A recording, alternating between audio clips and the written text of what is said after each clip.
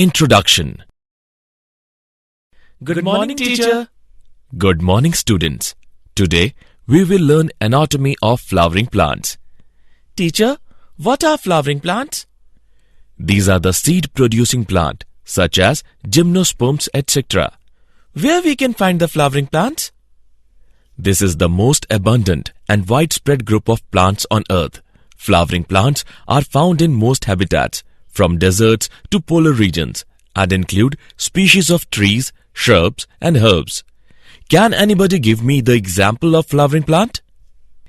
Lily, tulip, crocus, etc. Well said, Ramesh. In this lesson, you will learn anatomy of flowering plant. Objectives. At the end of this lesson, you will be able to describe meristematic and permanent tissue. Explain the tissue system. Explain anatomy of dicotyledonous and monocotyledonous plants. Discuss secondary growth. The tissues. Anatomy is the branch which deals with the study of gross internal structure of plant organs. A group of similar or dissimilar cells having a common origin and performing a similar function is called tissue. Tissues can be classified into two types: meristematic tissue, permanent tissue. Meristematic tissues. The plant tissue made up of small cells capable of dividing indefinitely and giving rise to similar cells or to cells that differentiate to produce definite tissue is called meristematic tissue. The meristem, which at the apex of growing points of root and shoot, is called apical meristem. It divides continuously and brings about growth in length of shoot and root. The bud that starts at the axil of leaf is capable of developing into a branch shoot or flower is called axillary bud. Meristematic tissues. Intercellary meristem. It is present away from apical meristem. It is present at the base of internodes, for example, in grasses and wheat, or at the base of leaf. Primary meristem. The meristematic cells that originate from promeristem are primary meristem. Apical meristem and intercellary meristem both are the primary meristem. Secondary meristem or lateral meristem. These are the meristem developed from primary permanent tissue. They are not present from the beginning of the formation of an organ, but develop at a later stage and give rise to secondary permanent tissue. For example, cambium of roots.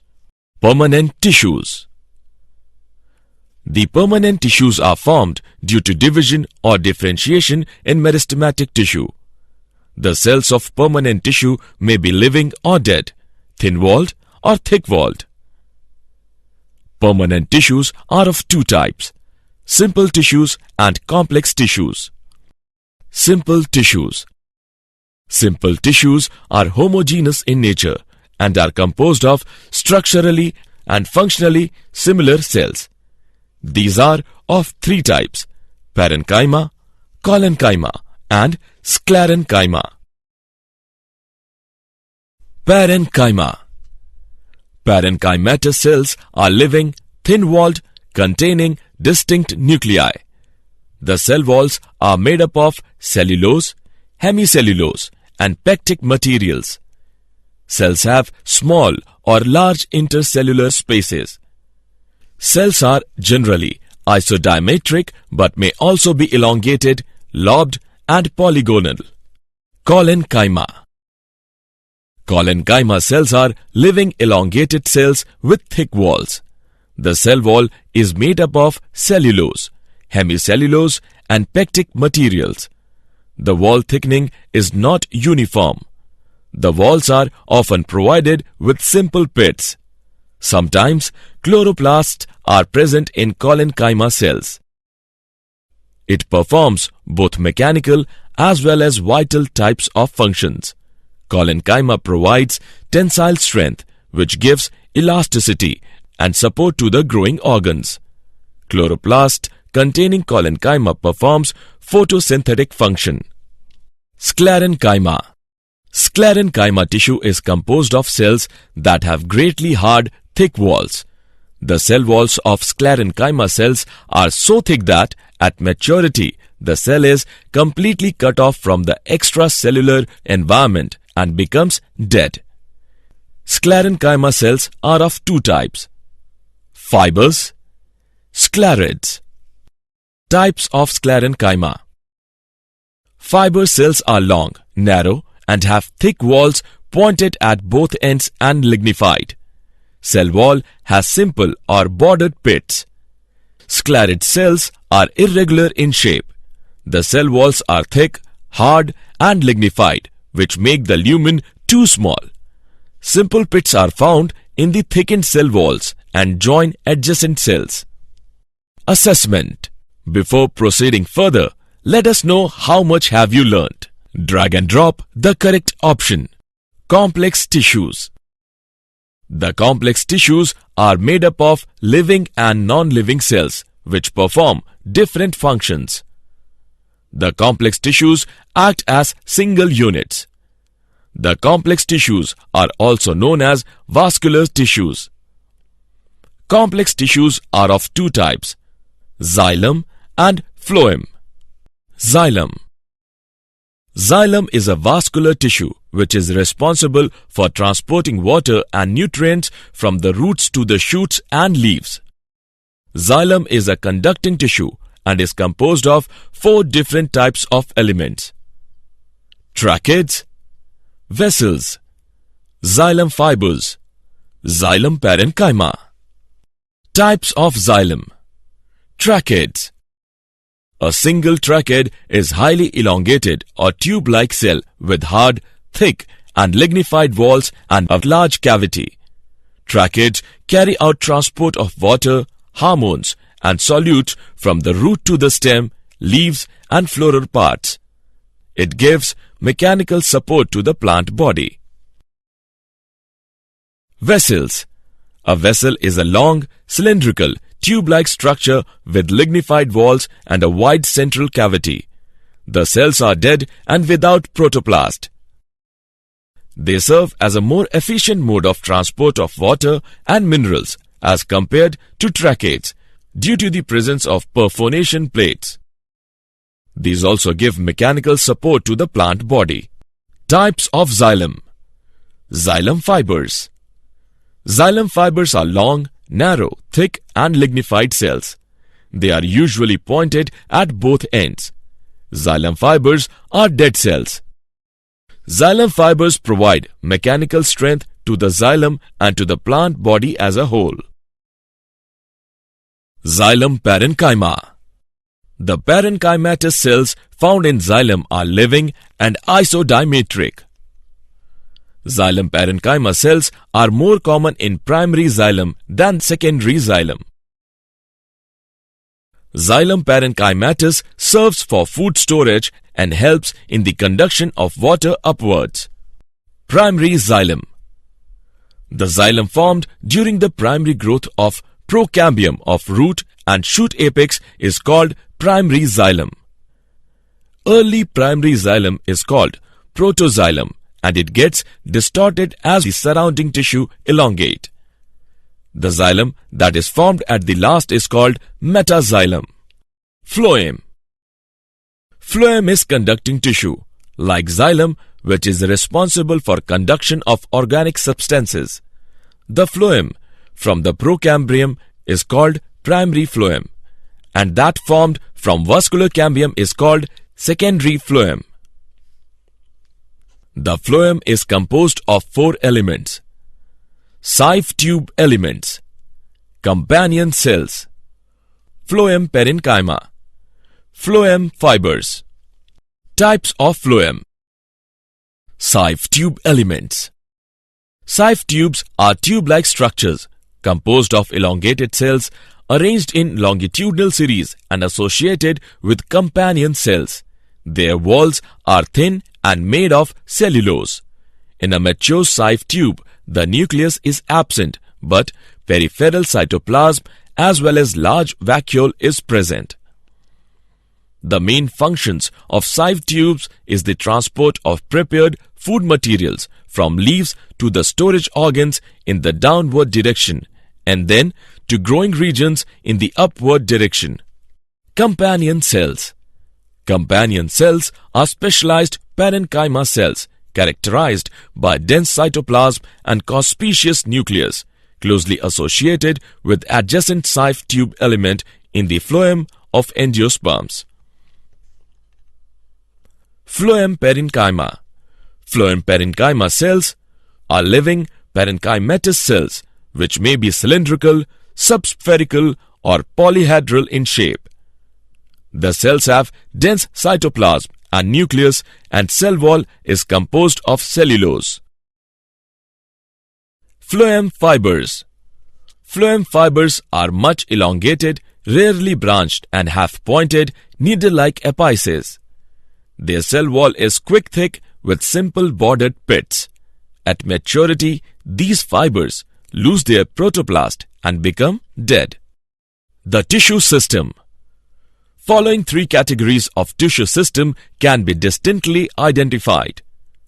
The epidermal tissue system, the ground or fundamental tissue system, the vascular conducting tissue system. The epidermal tissue system. The epidermis is the outermost layer of the plant body, which has direct contact with external environment.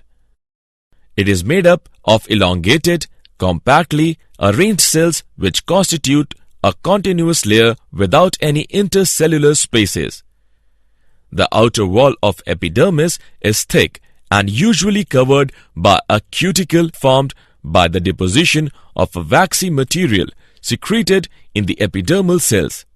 The cuticle is thickest in the xerophytic plants. Epidermal tissue system. Stomata are very small openings found in the epidermis of green aerial parts of the plant, especially the leaves. Pore of each stoma is surrounded by two kidney-shaped cells called guard cells. The guard cells are living and contain chloroplasts. The inner walls are thicker than the outer walls. The guard cells regulate the opening and closing of stomata pores. In many plants, epidermis bears outgrowths called trichomes or hairs which vary markedly in their shape, structure and function. Trichomes help in checking excess loss of water. Trichomes help in protection, dispersal of seeds and fruits. The epidermis of roots bears root hair in the specialized region, the root hair zone. It plays an important role in anchoring the plant body in the soil besides absorbing water and mineral solution from it. The ground tissue system. The ground tissue system forms the main bulk of the plant body. It includes all the tissues except epidermis and vascular bundles. The primary function of this tissue system is storage and manufacture of food material.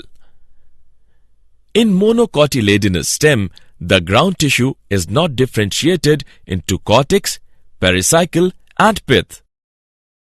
In dicot stems, dicot roots and monocot roots, the ground tissue constitutes cortex, pericycle and medulla or pith. The vascular tissue system. Central column of axis, that is root and stem, is called stele, which is made up of number of vascular bundles which constitute vascular tissue system.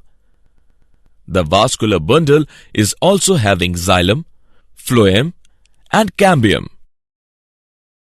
If the cambium is present in between the xylem and phloem, are said to be open vascular bundle, for example, dicots. If the cambium is absent in between the xylem and phloem, are said to be closed vascular bundle, for example, monocots. The vascular tissue system. According to the arrangement of xylem and phloem, vascular bundles are of two types: radial, conjoint. When xylem and phloem are arranged in an alternate manner or different radii, such vascular bundles are called radial. When xylem and phloem are present on the same radius, this type of vascular bundles are known as conjoint. Assessment. Before proceeding further, let us know how much have you learnt. Drag and drop the correct option. Anatomy of dicotyledonous and monocotyledonous plants. Dicotyledonous root. Epidermis.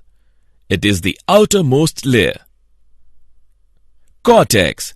It consists of many layers of thin-walled parenchymatous cells with plenty of intercellular spaces between them. Endodermis. The innermost layer of cortex is the endodermis, which completely surrounds the stellae. Cells of endodermis have special thickenings called Casparian strips. Pericycle. It is made up of thick-walled parenchymatous cells. Vascular bundles. These are always arranged in a ring and are radial, that is, xylem and phloem are situated at the different radii. The protoxylem is always away from the center and metaxylem towards the center. This condition of xylem is called exarch. Conjunctive tissue. The parenchyma lying in between xylem and phloem bundles forms the conjunctive tissue. Pith. It occupies a small area in the center of the root and consists of parenchymatous cells. Monocotyledonous root. Epidermis. It is the outermost layer of the root with large number of hairs. Cortex. Below the epidermis, multi-layered parenchymatous tissue is present with intercellular spaces. It is cortex. Endodermis. The innermost layer of the cortex is the endodermis. Endodermal cells are barrel-shaped without Casparian strips as the whole wall is thickened. Pericycle. It is uniseriate in nature and is made up of prosenchyma. Vascular bundle.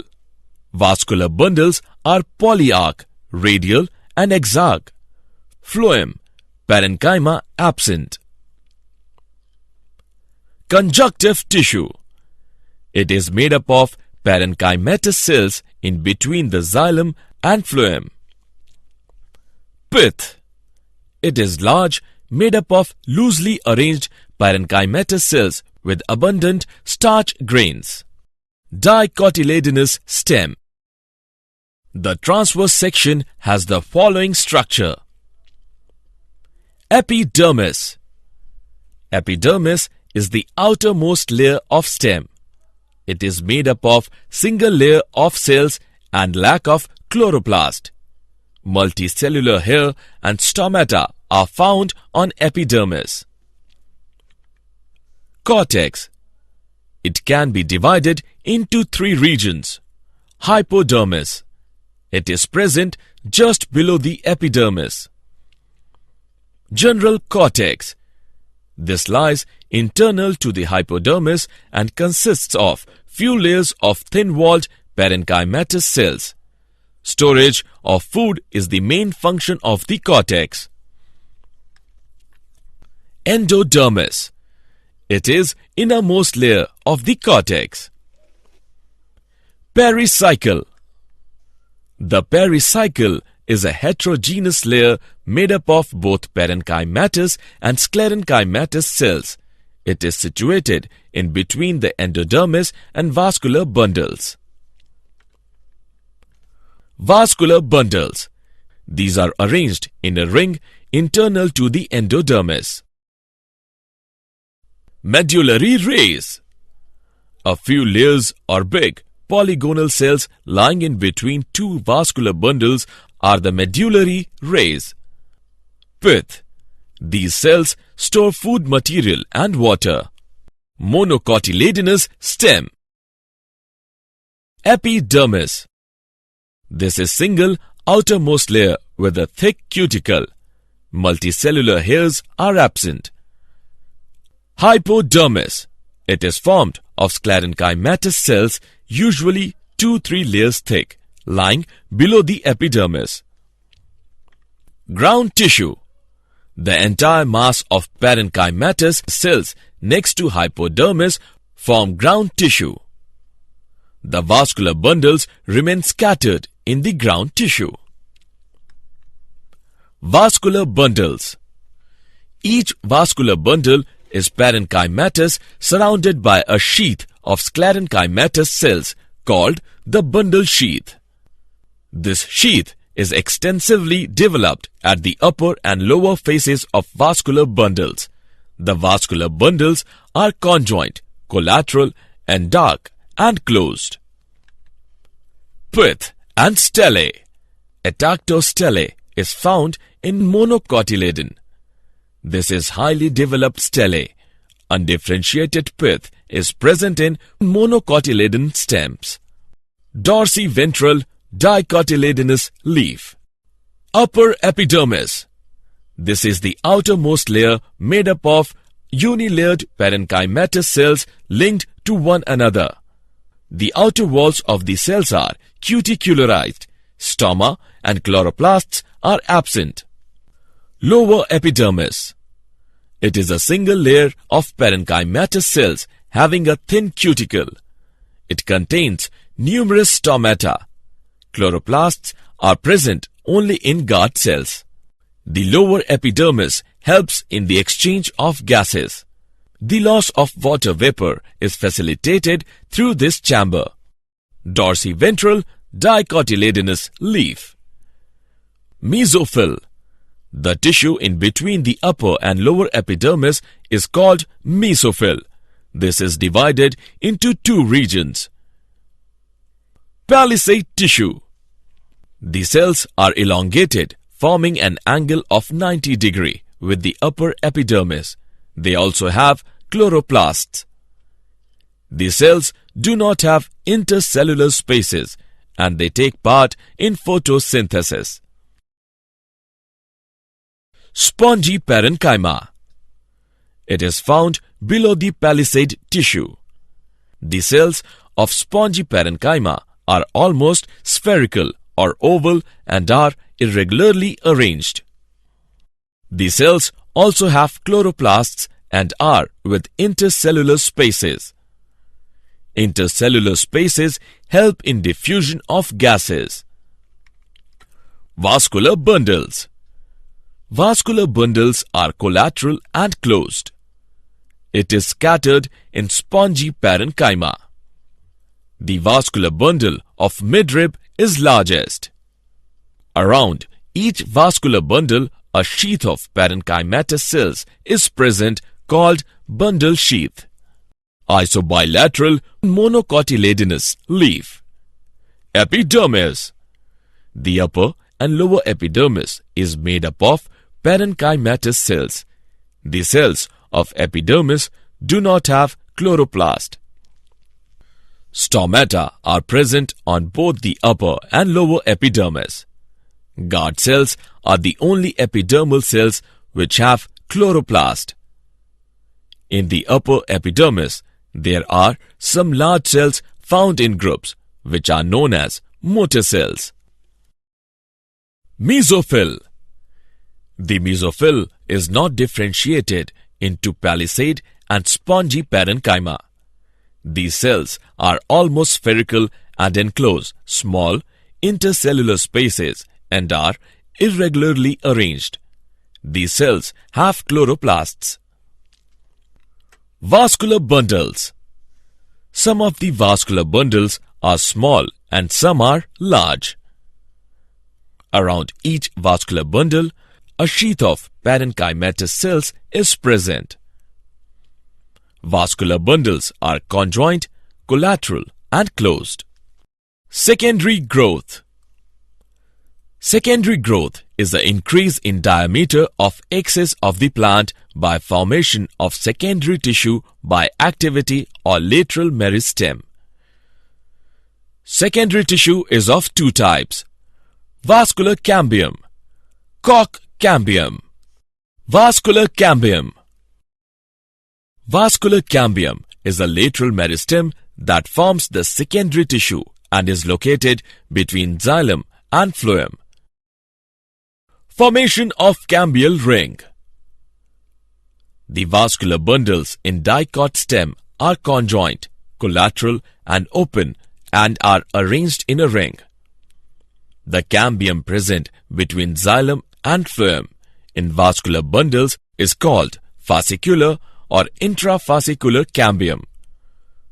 Some cells of medullary rays also become meristematic and they are called interfascicular cambium. Both these cambia collectively made a complete ring of vascular cambium or interstellar cambium. Activity of the cambial ring. The ring of vascular cambium cuts off cells both on outer side and inner side.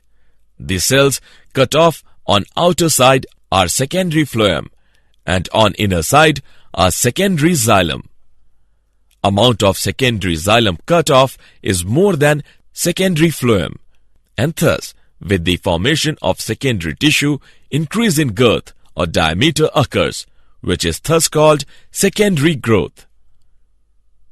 Cambium cells are rectangular, thin-walled, full of protoplasm and having meristematic activity. With the increase in secondary tissue, the primary xylem and primary phloem get crushed. At some places, the cambium does not form secondary xylem and secondary phloem, but forms parenchymatous cells instead of xylem and phloem. Thus, these cells form continuous strips from secondary xylem to secondary phloem and are called secondary medullary rays. Spring wood and autumn wood. In spring, the activity of cambium is more and hence the wood elements are larger in size with wide lumen.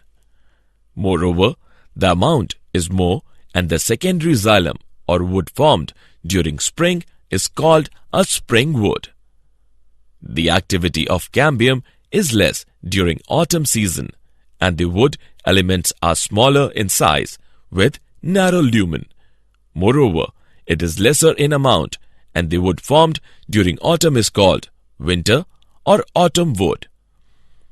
Spring wood and autumn wood constitute the annual ring. Heartwood and sapwood. In woody trees, the central portion of stem is darker in color. That portion is hard and tough due to deposition of resins, tannins, gums, and formation of tyloses. This central hard, tough, and darker region constitutes heartwood. The conduction function of heartwood stops due to formation of tyloses in vessels, and hence heartwood functions mechanically. The heartwood is generally used for making furniture. The outer portion of the trunk is lighter in color and soft, which performs the function of conduction of water and mineral, and it is known as sapwood. This wood is used for making pulpwood, tool handles, etc. Cork cambium. In some woody plants, further increase in diameter of axis takes place by formation of new tissue in extrastellar regions. These new tissues are called periderm. Periderm is made up of three tissues. Phallogen.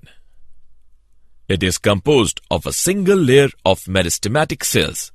It is also called secondary lateral meristem that may arise from permanent living cells of hypodermis or outer cortex. The cells appear rectangular and radially flattened. Phloem. These cells are formed as a result of tangential and paraclinal divisions of phallogen cells towards the outer face. These cells are compactly arranged and have thin cellulose walls in the beginning. As they mature, there is a gradual loss of living matter and cells get elongated radially, vertically or tangentially.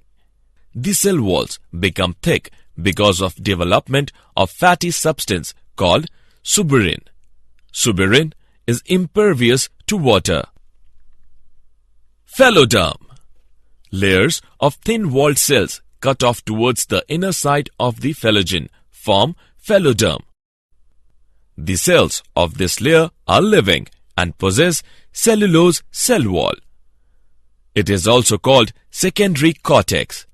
In some species, these cells may contain chloroplasts and starch. Bark. All tissues outside the vascular cambium constitute the bark. Bark has two parts. Outer bark.